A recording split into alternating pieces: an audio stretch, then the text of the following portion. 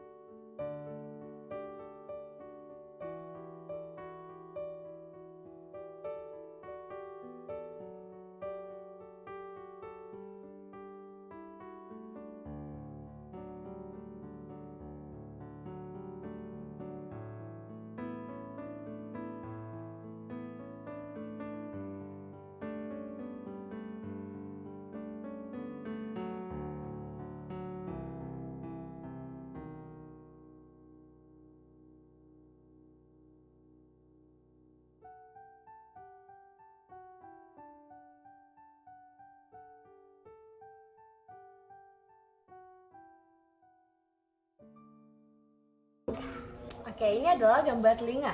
Telinga adalah organ sensori yang peka terhadap rangsangan gelombang suara dan berfungsi menjaga keseimbangan tubuh.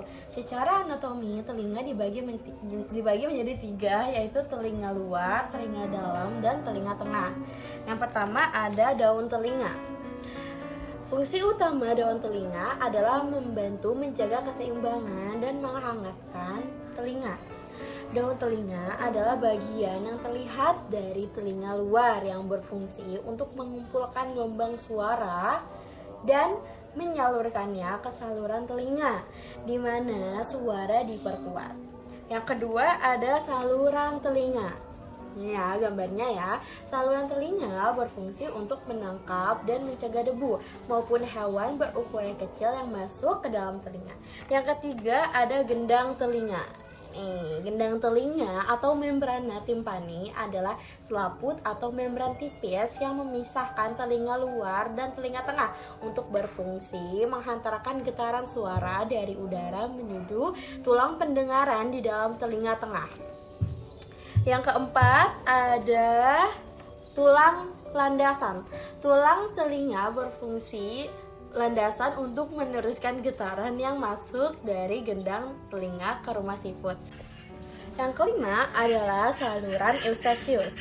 Fungsi dari saluran eustachius adalah menjaga telinga tetap sehat dan menyamakan tekanan di dalam dan di luar telinga, mengeluarkan cairan dari telinga bagian tengah, serta melindungi telinga dari kuman penyebab infeksi. Yang keenam ada saluran setengah lingkaran. Saluran setengah lingkaran atau kanalis semirsirkularis berfungsi merasakan keseimbangan dan postur. Yang ketujuh ada tulang sanggurdi. Nih ya, tulang sanggurdi sendiri berfungsi untuk menyalurkan getaran bunyi yang diterima dari tulang landasan dan diteruskan ke tingkap oval. Yang kedelapan ada rumah siput.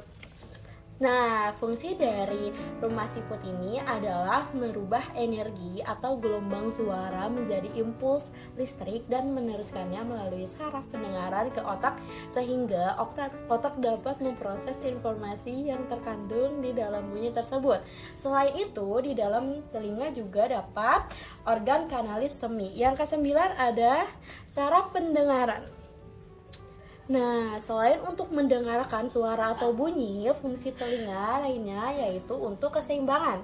Keseimbangan dicapai melalui kombinasi organ sensorik di dalam telinga bagian dalam, input visual, dan informasi yang diterima dari reseptor di dalam tubuh, terutama di sekitar sendi. Oke, selanjutnya adalah transmisi pendengaran. Proses mendengar diawali dengan gelombang suara masuk melalui telinga luar atau daun telinga, kemudian gelombang suara memasuki rongga telinga dan mengalami amplifikasi melalui proses resonansi. Selanjutnya, gelombang suara akan menuju membran timpani. Di membran timpani, gelombang suara diubah menjadi getaran. Getaran tersebut akan menyebabkan 3 tulang pendengaran ikut bergetar untuk mengubah tekanan suara menjadi energi mekanik. Dalam proses ini terjadi penyamaan impedansi antara telinga luar dan telinga bagian tengah.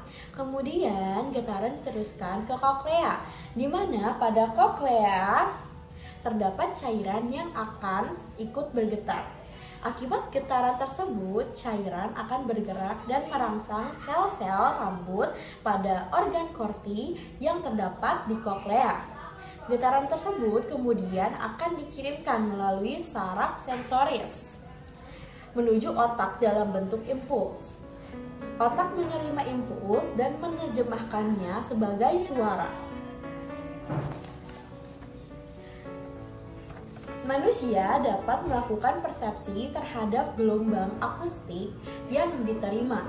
Persepsi tersebut terbagi menjadi 2, yaitu Interval Time Difference atau ITD dan Interval Intensity Difference atau IID. Yang pertama ada Interval Time Difference. Interval time difference merupakan perbedaan waktu saat gelombang suara sampai pada kedua telinga. Kedua telinga dipisahkan oleh jarak 18 cm sehingga menyebabkan terjadinya perbedaan waktu tersebut. Telinga yang lebih dekat dengan sumber suara akan menerima lebih cepat gelombang suara dibandingkan telinga yang lain. Yang kedua ada Interval Intensity Difference atau IID. Nah, itu menunjukkan bahwa posisi telinga yang lebih dekat dengan sumber suara akan menerima intensitas suara yang lebih tinggi dibandingkan telinga yang lain. Sekian. Terima kasih telah menyaksikan video-video kami. Semoga bermanfaat dan bisa berkembang untuk kalian semua. Assalamualaikum warahmatullahi wabarakatuh.